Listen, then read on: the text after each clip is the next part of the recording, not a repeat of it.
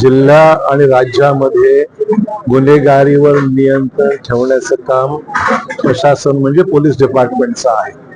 आमचं पूर्ण सहकार्य राहील। कुठल्याही गुंडांना राजश्रय मिळणार नाही, मिळू नये हीच आमची भूमिका आहे। पोलिसांकडून कडक कारवाई करण्याची अपेक्षा आहे।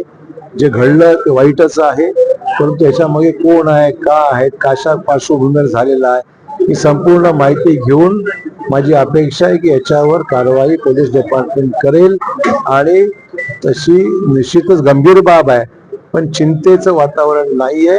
ही गोष्ट आटोक्यात आणण्याकरता पोलिसांनी तातडीने पावलं उचलावीत अशी अपेक्षा आहे। बारामतीमध्ये